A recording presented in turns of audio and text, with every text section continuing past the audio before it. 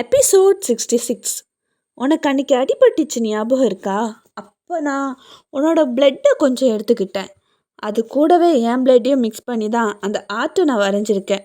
ஏன்னா கிஃப்ட் அப்படிங்கிறது நம்ம எமோஷன் கூட கனெக்டடாக இருக்கணும் அப்படின்னு சொன்னான். இதை கேட்ட அர்ஜுன் சிரித்தான். அதுக்கப்புறமா, டேய் ஹிட்லர் வந்துட்டாரு, நான் நாளைக்கு ஆஃபீஸுக்கு வந்து நான் பேசுகிறேன், மீட் பண்ணலாம் அப்படின்னு சொல்லி அவள் ஃபோனை கட் பண்ணிவிட்டு திரும்பி பார்க்கவும் கார்த்திகேயன் நின்றுக்கிட்டு இருந்தார். அவரை பார்த்த உடனே கௌரி பயங்கரமாக ஷாக் ஆயிட்டா. எவன் கூட இப்படி பேசிகிட்டு இருக்க? உனக்கு தான் ருத்ராவை என்கேஜ்மெண்ட் பண்ணிட்டோம்ல, அப்படி இருக்கும்போது இன்னொருத்தன் கூட ஓடி போகிறதுக்கு பிளான் பண்ணிகிட்ருக்கியா? எவன் அவன் அப்படின்னு ரொம்ப கோபமாக கேட்டார். இதை கேட்ட கௌரி, ஆமாம், நான் அவனை லவ் பண்ணுறேன், அவனை தான் கல்யாணம் பண்ணிப்பேன். இந்த ருத்ராவில் என்னால் கல்யாணம் பண்ணிக்கிட்டு குடும்பம் நடத்த முடியவே முடியாது. என்னை பார்த்தா உங்களுக்கு எப்படி இருக்குது? ஏதோ பொம்மை மாதிரி நீங்கள் சொல்கிறது எல்லாம் நான் கேட்கணும், வேணான்னா தூக்கி போட்டுருவீங்களா? இதெல்லாம் என்ன நியாயம் இருக்குது? நானும் மனுஷிதான், எனக்கும் வலிக்கும் உணர்வுகள் இருக்குது. ஏன் இதை மட்டும் புரிஞ்சுக்க மாட்டேங்கிறீங்க? கல்யாணம் அப்படிங்கிறது சாதாரணமான விஷயம் கிடையாது. ருத்ராவுக்கு கல்யாணம் பண்ணி வச்சுட்டு நீங்கள் போய் சேர்ந்துருவீங்க. வாழ்க்கை முழுக்க கஷ்டப்பட போகிறது நான் தான். அதை மட்டும் ஏன் நீங்கள் புரிஞ்சுக்கவே மாட்டீங்க? என்னோட கல்யாணத்துக்கு உங்ககிட்டலாம் பர்மிஷன் கேட்கணும்னு அவசியம் இல்லை, புரியுதா உங்களுக்கு? அப்படின்னு கோபமாக கத்துனா கௌரி. இதை கேட்ட கார்த்திகேயன் ரொம்ப கோபமாக கௌரி அடிச்சிட்டாரு. ஆனாலும் கௌரி கொஞ்சம் கூட திமிரு அடங்காமல், நீ என்னை அடிச்சிட்டல, ஒரு விஷயம் மட்டும் சொல்கிறேன், எனக்கு மட்டும் நீ ருத்ராவை கல்யாணம் பண்ணி வச்சேன்னு வை, நீ இப்படி இருக்க மாட்ட. ஆமாம், ருத்ராவை என்னை கல்யாணம் பண்ணி வைக்கிறேன்னு ஒத்த காலில் நிற்க நீ யாரு? என் வாழ்க்கையை பற்றி தீர்மானிக்க எனக்கு உரிமை இருக்குது. என் வாழ்க்கையை பற்றி எதுக்காக யார் கவலைப்படணும்? உனக்கு யார் அந்த உரிமையை கொடுத்தது? நீ என்னை புரிஞ்சுக்க மாட்ட, அப்புறம் எனக்கு பிடிச்சவனை கல்யாணம் பண்ணவும் விட மாட்டேன். ருத்ராவை கல்யாணம் பண்ணிக்கிட்டு நான் நரகத்திலே வாழ்ந்து சாகணும் இல்லை? ருத்ரா கிட்ட காசு பணம் எல்லாமே இருக்குது, ஆனால் நான் அவன்கிட்ட சந்தோஷமாக இருக்க முடியாது. ஆனால் நான் காதலிக்கிறவன் கிட்ட எதுவுமே இல்லைனாலும் அவன் என்னை ராணி மாதிரி பார்த்துப்பான். அவன் ரொம்ப நல்லவன். தயவு செஞ்சு புரிஞ்சுக்கோங்க, நான் அவனை லவ் பண்ணுறேன். எனக்கு ருத்ராவை சுத்தமாக பிடிக்கலை, கொஞ்சமாச்சு புரிஞ்சுக்கோங்க ப்ளீஸ் அப்படின்னு கெஞ்சி அழ ஆரம்பிச்சிட்டா. மகள் அழுவதை பார்க்க முடியாத கார்த்திகேயனுக்கு என்னவோ மாதிரி ஆயிடுச்சு. அவர் கொஞ்சம் கொஞ்சமாக கௌரியோட பேச்சில் கரைய ஆரம்பித்தார். சரிம்மா, நீ லவ் பண்ணுற பையனை நானே உனக்கு கல்யாணம் பண்ணி வைக்கிறேன், ஆனால் ஒரு கண்டிஷன். மேபி அவன் உன்னை ஏமாற்றிட்டாலோ இல்லை குழந்தை கொடுத்துட்டு ஓடி போயிட்டாலோ இங்கே வந்து நிற்கக்கூடாது அப்படின்னு சொன்னான். இதை கேட்ட உடனே கௌரி சிரிச்சுக்கிட்டே, அவன் என்றைக்குமே அப்படி பண்ண மாட்டான் அப்படின்னு ரொம்ப நம்பிக்கையாக சொல்லிக்கிட்டு அவள் ரூமுக்கு போயிட்டான். அர்ஜுனுக்கு ஃபோன் பண்ணான். உடனே அட்டன் பண்ண அர்ஜுன், என்னடா நான் எப்போ ஃபோன் பண்ணுவேன்னு காத்துட்டு இருந்த போல, இன்னும் தூங்கலையா அப்படின்னு கேட்டா. இல்லை கௌரி, அர்ஜெண்ட்டாக யுவராஜ் அண்ணாவுக்கு ஒரு மெயில் அனுப்ப வேண்டியது இருந்தது, அதான் அப்படியே பார்த்துக்கிட்டு இருக்கும்போது நீ கூப்பிட்ட, சரின்னு ஃபோன் அட்டன் பண்ணேன். என்ன உன் குரலில் ரொம்ப சந்தோஷம் தெரியுது, என்னாச்சு அப்படின்னு கேட்டான். இதை கேட்ட கௌரி, ஆமாண்டா, நான் ரொம்ப ஹாப்பியாக இருக்கேன். அதுக்கு காரணம் என்ன தெரியுமா? 5 வருஷமாக லவ் பண்ணுறேன், இன்றைக்கே தான் ப்ரப்போஸ் பண்ணேன், உனக்கு ஓகே பண்ணிட்டேன். அது மட்டும் இல்லாமல் நம்ம 2 பேரும் பேசி எல்லாத்தையுமே ரெடி பண்ணிட்டோம். ஆனால் என் அப்பா நின்ன போக்குக்கு நான் எப்படியாவது ருத்ராவை கல்யாணம் பண்ணி வச்சுருவாங்கன்னு நினச்சேன். நல்ல வேலை அதுக்கு அவங்க ஒத்துக்கலை அப்படின்னு சொன்னான். உடனே அர்ஜுன் ரொம்ப சந்தோஷப்பட்டு சிரித்தான். அதுக்கப்புறம் அவங்க 2 பேருமே கொஞ்ச நேரம் அப்படியே பேசிக்கிட்டு இருந்தாங்க. மறுநாள் காலையில் ஒரு பீச்சில் நின்றுட்டு இருந்தாங்க லக்ஷ்மி. எல்லாமே எக்ஸ்பிளைன் பண்ண ஸ்டார்ட் பண்ணாங்க.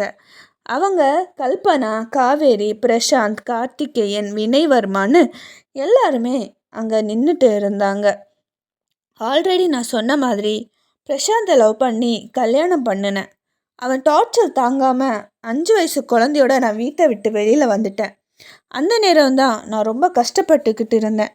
குழந்தைய என்னால் பார்த்துக்கவே முடியல. அந்த டைம் அவனுக்கு சாப்பாடு கொடுக்கறதுக்கும் மருந்து மாத்திரை வாங்குறதுக்கும் ஸ்கூல் ஃபீஸ் கட்ட கூட எனக்கு காசு இல்லை. நிறைய செலவு என் தலையில் ஏறிச்சு. அப்போ தான் ஒருத்தரோட வீட்டில் நான் போய் வேலை செய்ய ஆரம்பித்தேன்.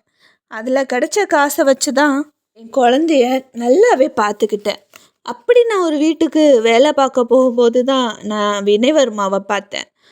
அவர் என்னை நிறையவே புரிஞ்சுக்கிட்டாரு. எனக்கு எப்போவுமே சம்பளம் கொஞ்சம் ஜாஸ்தியாகவே தருவார். ஒரு நாள் அவர் என்கிட்ட வந்து என் கதை என்ன அப்படின்னு கேட்டார். எனக்கு அவர்கிட்டேருந்து எதுவும் பொய் சொல்ல மனசுக்கு வரல. எல்லாத்தையும் நான் சொல்லிட்டேன். அப்போ அவர், நான் ஒரு பெரிய பிஸ்னஸ்மேன், இத்தனை வருஷம் ஆகியும் பிஸ்னஸ்ன்னு ஓடி ஓடி நான் கல்யாணம் பண்ணிக்கலை. ஆனால் எனக்கு உங்களை ரொம்ப பிடிச்சிருக்கு. நான் உங்களை கல்யாணம் பண்ணிக்க விரும்புகிறேன். உங்கள் பையனை என் சொந்த பையனை நான் பார்த்துக்கிறேன். நமக்கு கல்யாணம் ஆனதுக்கு அப்புறமா நமக்குன்னு சொந்தமாக குழந்த வேண்டாம். நம்ம 2 பேரும், நமக்கு 2 குழந்தைங்களும் போதும். நான் நல்லாவே பார்த்துக்கிறேன் அப்படின்னு சொல்லி அவர் தன் சொத்து முழுக்க என் பையன் பேர்லேயே எழுதி வச்சார். அவளும் நானும் ரொம்ப யோசித்தோம். ஆனாலும் ஏதோ டைலாக் சொல்ல தானே இப்படியெல்லாம் பண்ணுறீங்க, என் வாழ்க்கை கூட விளையாடாதீங்க அப்படின்னு நான் யோசித்தேன். ஆனால் வினய்வர்மா ரொம்பவே நல்லவராக இருந்தார். குழந்தைங்களுக்கு நிறையவே வாங்கி தந்தார், நல்லா பார்த்துக்கிட்டாரு, அக்கறையாக இருந்தார். இன்னொரு குடும்பம் கூட பிரசாந்த் ரொம்ப சந்தோஷமாக இருக்கிறத நான் பார்த்தேன். அவனே என் வாழ்க்கையை கெடுத்துட்டு சந்தோஷமாக இருக்கும்போது நான் இன்னொரு வாழ்க்கையை தேர்ந்தெடுக்கிறதுல தப்பு இல்லைன்னு நான் நினச்சேன். அதனாலேயே நான் வினய்வர்மாவுக்கு ஓகே சொன்னேன். ஆனால் அதில் ஒரு பெரிய பிரச்சனை இருந்தது. அவர் ரொம்ப பெரிய பிஸ்னஸ்மேன். அதனால் அவருக்கு நிறைய எதிரிங்க இருப்பாங்க. அந்த எதிரிங்க மூலயமா எங்களுக்கு ஏதாவது பிரச்சனை வந்துடுமோன்னு நாங்கள் பயந்தோம். பயத்தை புரிஞ்சுக்கிட்டாரு.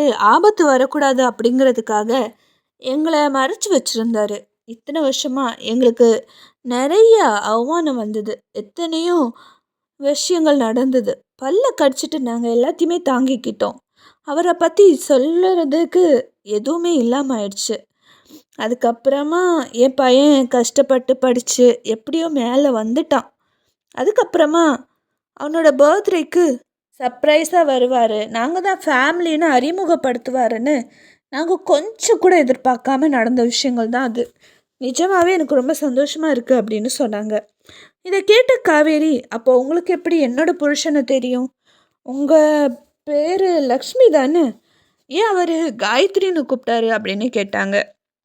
மறுபுறம் ஆஃபீஸில் ரொம்ப பிஸியாக எல்லாருமே வேலை பார்த்துட்டு இருந்தாங்க. இன்டர்ன்ஷிப்புக்காக வந்த ஸ்டூடெண்ட்ஸ் அவங்களுக்கான வேலையை ரொம்ப அதிகமாக இருந்தது. அவங்களோட அரட்டைக்கெல்லாம் அவங்களுக்கு டைமே இல்லாமல் போச்சு. ஃபுல்லாக டேபிள் ஃபைல்ஸுன்னு உட்காந்துட்டே இருந்தாங்க. ஆர்ஜுன் என்ன தான் எல்லார்கிட்டையும் ஃப்ரெண்ட்லியாக இருந்தாலும் ஹச்ஆர் அப்படிங்கிற முறையில் வேலையை கரெக்டாக நடக்கிறதுக்காக ஒர்க் டைமில் மட்டும் ரொம்ப ஸ்ட்ரிக்டாக தான் இருப்பான். ஆனாலும் எல்லாருக்குமே ரொம்ப பிடிக்கும். ஆனால் ஆர்ஜுன் மோஸ்ட்டாகவே சேல்ஸ் டிபார்ட்மெண்ட் கூட தான் இருப்பான். அவனுக்கு ஆஃபீஸில் இருக்க எல்லா ஸ்டாஃப்ஸுமே ஆர்ஜுனுக்கு பயங்கரமான மரியாதை கொடுப்பாங்க. ஆர்ஜுன் தன் வேலையை பார்த்துக்கிட்டு இருந்தான். என்ன ஹச்ஆர் சார், இன்னைக்கு வேலை அதிகமாக இருக்கு போலையே. ஆமாம், எப்போ என்ன கல்யாணம் பண்ணிக்க போகிறீங்க அப்படின்னு கௌரி கேட்டா. ஆர்ஜுன் சிரிச்சுக்கிட்டே, இப்போ ஓகே சொல்லு, இப்போவே தாலி கட்டுறேன் அப்படின்னு சொன்னான். அதுக்கு கௌரி, ஓகே எங்கள் தாலி கட்டு பார்ப்போம் அப்படின்னு சொல்லி சிரிச்சா. எப்போ பாப்பா, இந்த லவ்வர்ஸ் இடையில இருந்து வேலை பார்க்குறது ரொம்ப கஷ்டம்ப்பா அப்படின்னு சொன்னான் விஜய். இதை கேட்ட ஆதி, உண்மைதான் உண்மைதான் அப்படின்னு சொல்லவும் அவங்க எல்லாருமே சிரிக்க ஆரம்பிச்சிட்டாங்க. ஏண்டா, உங்கள் 2 பேருக்கும் பொண்ணு அமையலைன்னு அவனுக்கு அமைஞ்ச பொண்ணை பார்த்து கிண்டல் பண்ணுறீங்களாடா அப்படின்னு சந்துரு கேட்க எல்லாருமே பயங்கரமாக சிரித்தாங்க. மறுபுறம் கார்த்திகேயனும் நானும் ஒன்றா படித்தோம். நாங்கள் 2 பேருமே ரொம்ப பெஸ்ட் ஃப்ரெண்ட். சொல்லப்போனால் எங்களை போல் பெஸ்ட் ஃப்ரெண்ட் யாருமே இருக்க முடியாது. எல்லாமே நல்லா தான் போயிட்டு இருந்தது. ஆனால் என்னைக்கு பிரசாந்த் எங்கள் 2 பேருக்கு நடுவில் வந்தானோ அன்னைக்கே அவன் கெட்டவனாக மாறிட்டான். அப்போ கூட எனக்கு கார்த்திகேயன் மேலே கோபம் வரல. ஆனால் ஒரு வாட்டி ஆர்ஜுனுக்கு பயங்கரமாக ஃபீவர் இருந்தது. குழந்த காய்ச்சலில் துடிச்சிட்டு இருந்தான். நாங்கள் என்ன பண்ணுறதுனே எனக்கு தெரியல. அவனை தூக்கிக்கிட்டு நான் கார்த்திகிட்ட தான் உதவி கேட்டேன். ஆனால் அவன் என்ன பண்ணான் தெரியுமா? என் குழந்தைய தூக்கிட்டு போய் மண்ணில் உயிரோட புதைக்க பார்த்தான். நான் அவனை அடித்து குழந்தைய தூக்கி ஹாஸ்பிட்டலுக்கு போனேன். அன்னைக்கிலேருந்து கார்த்திகேயனை பார்த்தாலே எனக்கு செம கோபமாக வருது.